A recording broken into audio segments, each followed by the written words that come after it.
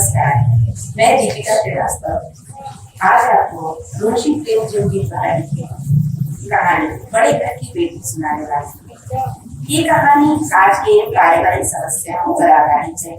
घर में आपसी लड़ाई झगड़े और कलह का वातावरण होता है तो परिवार में माहौल कैसा होता है ये दिखाया गया है। और एक ऐसी बहू भी है जो अंत में परिवार को टूटने से बचा भी लेती है। वो नहीं चाहती कि उसकी वजह से दो भाइयों के बीच में किसी प्रकार की कोई दरार आए। तो चलिए शुरू करते हैं कहानी। बेनी माधव सिंह गौरीपुर गांव के जमींदार नंबरदार थे। उसके पितामह किसी समय बड़े धन धान्य से संपन्न थे। गांव का पक्का तालाब और मंदिर जिसकी अब मरम्मत भी मुश्किल थी, उन्हीं की कीर्ति इस समय थी। बेनी माधव सिंह अपनी आधी से अधिक संपत्ति वकीलों को भेंट कर चुके थे। उनकी वर्तमान आय 1000 वार्षिक से अधिक न थी। ठाकुर साहब के 2 बेटे थे। बड़े का नाम श्रीकंठ सिंह था। उसने बहुत दिनों के परिश्रम और उपयोग के बाद बीए की डिग्री प्राप्त की थी। अब एक दफ्तर में नौकर था। छोटा लड़का लाल बिहारी दुमरे बदन का सजीला जवान था। भरा हुआ मुखा, चौड़ी छाती, भैंस का 2 सेर ताजा दूध का सवेरे कभी पी जाता था। और श्रीकंठ सिंह की दशा बिल्कुल विपरीत थी। इन नेत्र प्रिय गुणों को दिए इन्हीं 2 अक्षरों पर उन्होंने न्यौछावर कर दिया था। इन 2 अक्षरों ने उनके शरीर को निर्मल और चेहरे को कांतिहीन बना दिया था।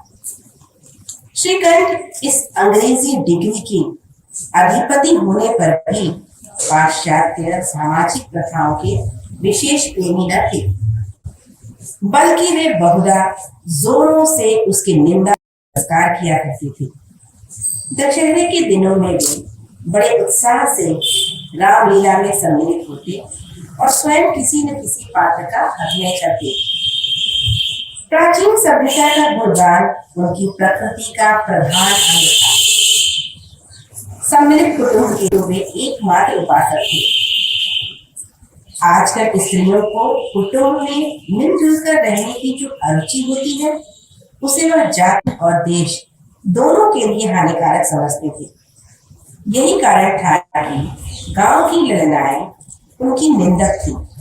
कोई कोई तो उन्हें अपना शत्रु समझने में भी संकोच न करती थी। स्वयं उनकी पत्नी को इस विषय में उनसे विरोध था। यह इसलिए नहीं कि उसे अपने सास ससुर, देवर या जेठानी से घृणा थी, बल्कि उसका विचार था कि यदि बहुत कुछ सहने पर भी परिवार के साथ निर्वाह न हो सके तो आए दिन के कलह से जीवन को नष्ट करने की अपेक्षा अच्छा है कि अपनी खिचड़ी अलग पकाई जाए। आनंदी एक बड़े उच्च कुल की लड़की थी। उसके पिता एक छोटी सी रियासत के तालुकेदार थे। विशाल भवन, एक हाथी, 3 कुत्ते, झाड़फानोस, ऑनरेरी मजिस्ट्रेटी और ऋण जो एक प्रतिष्ठित तालुकेदार की योग्य पदार्थ है, सभी यहाँ विद्यमान थे। और नाम था मुक्सी। बड़े उदार चित्त और प्रतिभाशाली पुरुष थे, पर दुर्भाग्य से लड़का एक भी न था। आनंदी उनकी चौथी लड़की थी। वह अपनी सब बहनों से अधिक रूपवती और गुणवती थी। यही कारण था कि ठाकुर भूप सिंह उसे बहुत प्यार करते थे। सुंदर संतान को कदाचित उसके माता पिता भी अधिक चाहते हैं। ठाकुर साहब बड़े धर्म संकट में थे कि आनंदी का विवाह कहाँ करें। न तो वो ये चाहते थे कि ऋण का बोझ बढ़े और न ही उनको ये स्वीकार था कि आनंदी अपने को भाग्यहीन समझे। एक दिन श्रीकंठ सिंह उनके पास किसी चंदे का रुपया मांगने आए। भूप सिंह उनके स्वभाव पर रुझ गए और धूमधाम से श्रीकंठ सिंह का आनंदी के साथ विवाह कर दिया। आनंदी अपने नए घर में आई तो यहाँ रंग ढंगी कुछ और देखा। जिस टीम टाम की उसे बचपन से ही आदत पड़ी हुई थी वह तो यहाँ नाम मात्र को भी न था। हाथी घोड़ों का कहना ही क्या, कोई सजी हुई सुंदर बैल तक न थी। रेशमी स्लीपर साथ लाई थी, पर यहाँ बात कहा जहाँ वह सैर करती। मकान में खिड़कियां तक न थी, न जमीन पर फर्श, न दीवार पर तस्वीरें। वह एक सीधा साधा देहाती गृहस्थ का मकान था। किंतु आनंदी ने थोड़े दिनों में ही अपने आप को इस नई परिस्थिति के ऐसा अनुकूल बना लिया मानो विलास के सामान कभी देखे ही ना हो। एक दिन दोपहर के समय लाल बिहारी सिंह 2 चिड़िया लिए हुए आया और भाभी से बोला, जल्दी से पका दो, मुझे भूख लगी है। आनंदी भोजन बनाकर उनकी राह देख रही थी। अब वह नया व्यंजन बनाने बैठी है। हांडी में देखा तो घी पाव भर से अधिक न था। बड़े घर की बेटी किफायत क्या जाने, उसने सारा घी मांस में डाल दिया। लाल बिहारी खाने बैठा तो दाल में घी न था। बोला, दाल में घी क्यों नहीं छोड़ा? आनंदी ने कहा, घी सब मांस में पड़ गया। लाल बिहारी जोर से बोला, अभी परसों घी आया है, इतना जल्दी उठ गया? आनंदी ने उत्तर दिया, आज तो कुछ पाव न रहा होगा, वह सब मैंने मांस में डाल दिया। तिनक कर बोला, मैके में तो जैसे घी की नदी बहती है। स्त्री गालियां सह लेती है, मार भी सह लेती है, पर उससे मैके की निंदा नहीं सही जाती। आनंदी मुंह फेर कर बोली, हाथी मरा भी तो 9 लाख का, वह इतना घी तो नित्य नाई का हाथ खा जाते हैं। इतना सुनना था कि लाल बिहारी चलती खाली उठाकर लटकी और बोला, जी चाहता है दूध खींचिए। आनंदी को भी क्रोध आ गया, मुंह लाल हो गया। बोली, वे होते तो आज इसका मजा चखा लेते। अब अनपढ़ गुजर लाल बिहारी से न खड़ा उठाकर आनंदी से जोर से पूछा और बोला, जिसके रुमाल पर खुशी हुई हो उसे भी देखूंगा और तुम्हें भी। आनंदी के हाथ से काम नहीं, सिर बच गया, पर उंगली में काफी चोट आई। रोड के मारे हवा से टूटे हुए पत्ते की छाती काटती हुई वह कमरे में आकर खड़ी हो गई। स्त्री का बल और पुरुषत्व का घमंड होता है। आनंदी खून का घूंट पीकर रह गई। श्रीकंठ सिंह शनिवार को घर आया करते थे। बृहस्पतिवार को यह घटना घटी थी। 2 दिन तक आनंदी को भवन में रही, न कुछ खाया न कुछ पिया, बस श्रीकंठ की बाट देखती रही। अंत में शनिवार को भी नियम के अनुसार संध्या समय घर आए और बाहर बैठकर कुछ इधर उधर की बातें की। कुछ देश काल संबंधी समाचार तथा कुछ नए मुकदमे आदि की चर्चा करने लगी। यह वार्तालाप 10 बजे रात तक होती रही। गांव के भद्र पुरुषों को इन बातों में ऐसा आनंद मिलता था कि खाने पीने की भी सुध न रहती थी। श्रीकंठ सिंह को पिंड छुड़ाना मुश्किल हो जाता था। ये 2-3 घंटे आनंदी ने बड़े कष्ट से काटे। किसी तरह भोजन का समय आया, पंचायत उठ गई। एकांत हुआ तो लाल बिहारी ने कहा, भैया आप जरा भाभी को समझा दीजिए कि मुंह संभाल कर बातचीत किया करे, नहीं तो एक दिन अनर्थ हो जाएगा। हाँ, बहु बेटियों का एक स्वभाव अच्छा नहीं कि मर्दों के मुंह लगे। लाल बिहारी बोला, उसे बड़े घर की बेटी है तो हम भी कोई बुरी कहा नहीं है। श्रीकंठ ने चिंतित स्वर में पूछा, आखिर बात क्या हुई? लाल बिहारी ने कहा, कुछ भी नहीं। क्यों नहीं? आप ही आप उलझ पड़ी, मैके के सामने हम लोगों को कुछ समझ ही नहीं। श्रीकंठ खा पीकर आनंदी के पास गए, वह भी भरी बैठी थी। ये हजरत भी कुछ कम तीखी नहीं थी। आनंदी ने पूछा, चित्त तो प्रसन्न है? बहुत प्रसन्न है, पर तूने आजकल घर में यह क्या उपद्रव मचा रखा है? आनंदी की त्यों चढ़ गई। झुंझलाहट के मारे बदन में ज्वाला की तरह उठी। बोली, जिसने तुमसे ये आग लगाई है उसे पाओ तो मुंह झुलस दो। अरे इतनी गर्म क्यों होती हो, बात तो कहो। क्या कहूँ, यह मेरे भाभी का फेल है। नहीं तो एक गंवार छोकरा जिसको चपरासी करने का भी शरूर नहीं, वह मुझे खड़ाऊ से मार कर न्यू नहीं करता। सब हार साफ साफ कहो तो मालूम हो, मुझे भी कुछ तो बताओ। परसों तुम्हारे लाडले भाई ने मुझसे मांस पकाने को कहा। घी हांडी में पाव भर से अधिक न था, वह सब मैंने मांस में डाल दिया। जब खाने बैठा तो कहने लगा, दाल में घी क्यों नहीं है। बस इसी पर वह मेरे बेटे को भला बुरा कहने लगा। मुझसे भी रहा डर गया। मैंने कहा कि वहाँ इतना घी तो नित्य कहा खा जाते हैं और किसी को जान में नहीं पड़ता। बस इतनी सी बात पर उस अन्याय ने मुझ पर खड़ाऊ फेंक मारी। यदि हाथ से न रोक लेती तो सिर फट जाता। उसी से पूछो, मैंने जो कुछ कहा वह सच है या झूठ। शिकायत की आंखें लाल हो उठी। बोले, यहाँ तक हो गया उस छोकरे का साहस। आनंदी स्त्रियों के स्वभाव अनुसार होने लगी, क्योंकि आंखें उनकी पलकों पर रहते हैं। शीतल धैर्यवान और शांत पुरुष थे। उन्हें कदाचित ही क्रोध आता था, और स्त्रियों के आंसू पुरुषों की क्रोधाग्नि में भड़काने में घी का काम करते हैं। रात भर करवट बदलती रही। उद्विग्नता के कारण पलक तक नहीं चढ़ी। राजाकार अपने पिता के पास जाकर बोले, दादा, अब इस घर में मेरा निर्वाह न होगा। इस तरह की विद्रोहपूर्ण बातें कहने पर श्रीकांत सिंह ने कितनी ही बार अपने मित्रों को आड़े हाथ हो गया था, परंतु दुर्भाग्यवश आज उन्हें स्वयं यही बातें अपने मुंह से कहनी पड़ी। दूसरों को उपदेश देना कितना सहज है। बेनी माधव घबरा उठकर बोले, क्यों? श्रीकांत सिंह बोले, इसलिए कि मुझे भी अपनी प्रतिष्ठा का कुछ ख्याल है। आपके घर में अन्याय और रंग का प्रयोग हो रहा है।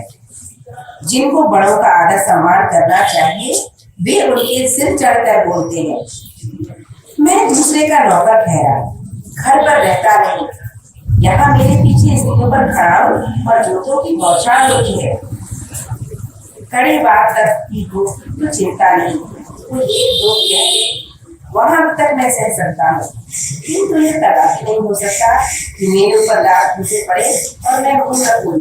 बेनी माधव सिंह कुछ जवाब न दे सके। श्रीकांत सिंह सदैव उनका आदर करते थे। इनके ऐसे तेवर देखकर बूढ़ा अवाक रह गया। केवल इतना ही बोला, बेटा, तुम बुद्धिमान होकर ऐसी बातें करते हो। स्त्रियां इसी तरह घर का नाश कर देती है। उनको बहुत से चढ़ाना अच्छा नहीं है। श्रीकांत सिंह ने उत्तर दिया, इतना मैं जानता हूँ, आपके आशीर्वाद से मूर्ख नहीं हूँ। आप स्वयं जानते हैं मेरे समझाने की आदत से इसी गांव में कई घर संभल गए, पर जिस स्त्री की मान प्रतिष्ठा का ईश्वर के दरबार में कर जाता हूँ, उसके प्रति ऐसा घोर अन्याय और पशु व्यवहार असह्य है। आप सच मानिए, मेरे लिए वे कुछ कम नहीं, लाल बिहारी को कुछ दंड नहीं दिया। अब बेनी माधव सिंह भी गरमाए, ऐसी बात और न सुन सके। बोले, लाल बिहारी तुम्हारा भाई है, उसे कभी भूल चूक हो उसके कान पकड़ो, लेकिन लाल बिहारी को मैं अपना भाई नहीं समझता। स्त्री के पीछे जी नहीं, उसकी क्रूरता और अविवेक के कारण। दोनों कुछ देर चुप रहे।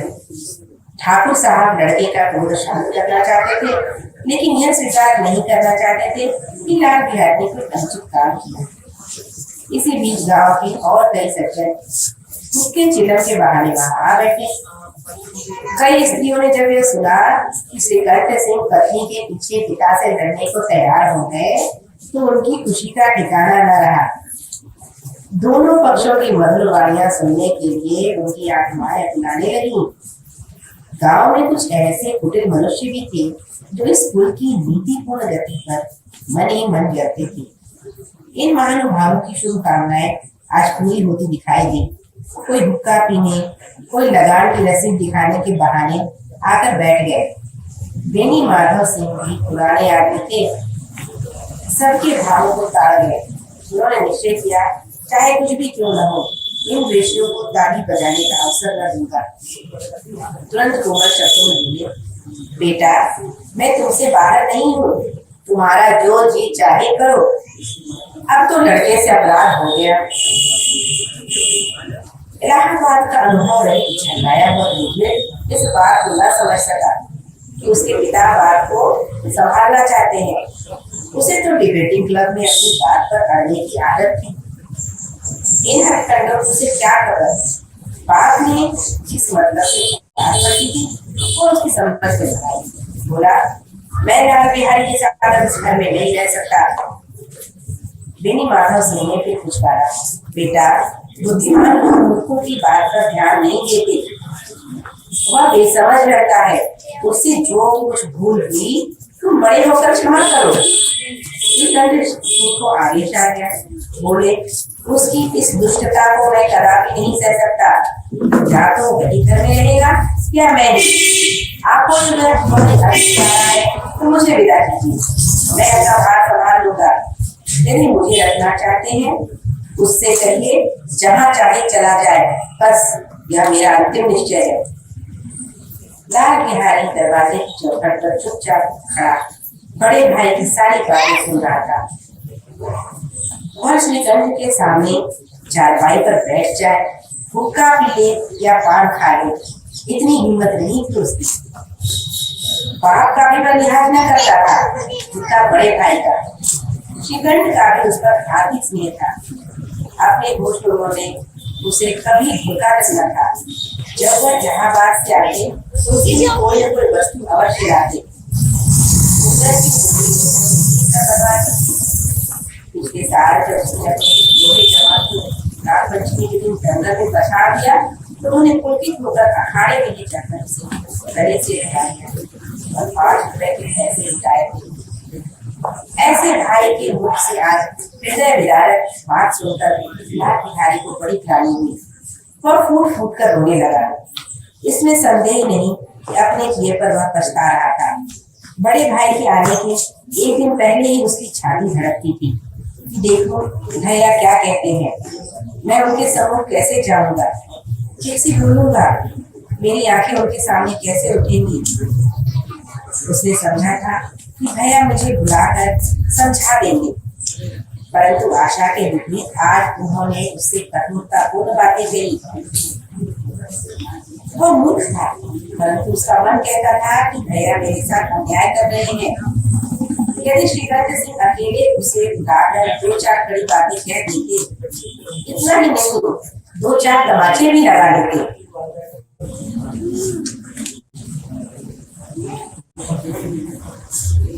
तो भी कदाचित उसे इतना दुख न होता। और भाई का यह कहना अब मैं इसकी सूरत नहीं देखना चाहता, लाल बिहारी से सहा न गया। वह रोता हुआ घर आया, कोठी में जाकर कपड़े पहने, आंखें पोंछी, जिससे कोई यह न समझे कि वह रो रहा है। इसके उपरांत वह आनंदी के द्वार पर आकर बोला, भाभी भैया ने निश्चय किया है कि वह मेरे साथ इस घर में न रहेंगे। अब वे मेरा मुंह भी नहीं देखना चाहते, इसलिए मैं जाता हूँ, उन्हें फिर मुंह न दिखाऊंगा। मुझसे जो कुछ अपराध हुआ उसे क्षमा करना। यह कहते कहते लाल बिहारी का गला बढ़ाया। जिस समय लाल बिहारी सिर झुकाए आनंदी के द्वार पर खड़ा था, उसी समय श्रीकंठ सिंह भी आंखें लाल हुई कमरे से बाहर आए। भाई ने देखा तो घृणा से आंखें फेर ली और कतरा कर निकल गए।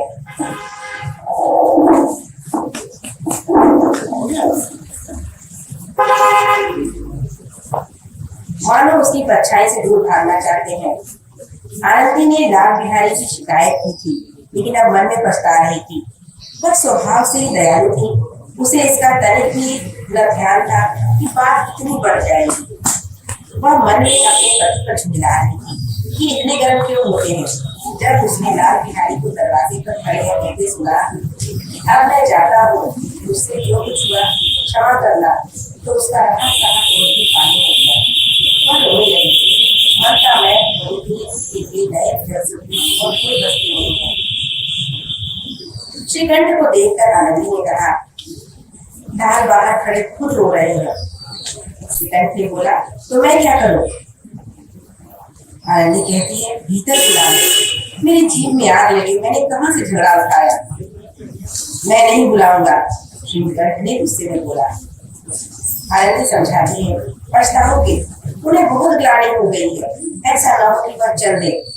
श्रीकंठ सिंह न उठे। इतने में राम बिहारी ने कहा, भाभी भैया से मेरा प्रणाम कह दो, वह मेरा मुंह नहीं देखना चाहते, इसलिए मैं अपना मुंह तो नहीं दिखाऊंगा। लाल बिहारी उठा और पड़ा और शीघ्रता से दरवाजे की ओर बढ़ा। अंत में आनंदी कमरे से निकली और उसका हाथ पकड़ लिया। लाल बिहारी ने पीछे मुड़कर देखा और आंखों में आंसू भरकर बोला, मुझे चाहे तो। आनंदी कहती है, कहाँ जा रहे हो? जहाँ कोई मेरा मुंह न देखे, दुखी स्वर में लाल बिहारी कहता है, मैं तुम लोगों के साथ रहने योग्य नहीं हूँ। आनंदी उसे अपनी सौगंध देती है, कहती है, तुम्हें मेरी सौगंध, अब एक पल भी आगे न बढ़ाना। जब तक मुझे यह न मालूम हो जाए कि भैया का मन मेरी तरफ से साफ हो गया, तब तक मैं घर में कदापि न रहूंगा। लाल बिहारी ने भी निश्चय किया। श्रीकंठ सिंह का हृदय पिघला। उन्होंने बाहर आकर लाल बिहारी को गले से लगा दिया। दोनों भाई खूब फूट फूट कर हुए। लाल बिहारी ने सखी में कहा, अब कभी मत कहिएगा तुम्हारा मुंह न देखिएगा, इसके सिवा आप जो दर्द देंगे मैं सरल स्वीकार करता। श्रीकंठ ने कांपते हुए स्वर में कहा, नंदू इन बातों को बिल्कुल भूल जाओ, ईश्वर चाहेगा तो फिर ऐसा अवसर न आएगा। बेनी माधव सिंह बाहर से आ रहे थे। दोनों भाइयों को गले मिलते देखकर आनंद से पुलकित हो गए और बोल उठे, बड़े घर की बेटियां ऐसी ही होती हैं, बिगड़ता हुआ काम बना लेती हैं। गांव में जिसने भी यह वृत्तांत सुना, उसी ने इन शब्दों में आनंदी की उदारता को कहा, बड़े घर की बेटियां ऐसी ही होती हैं। धन्यवाद।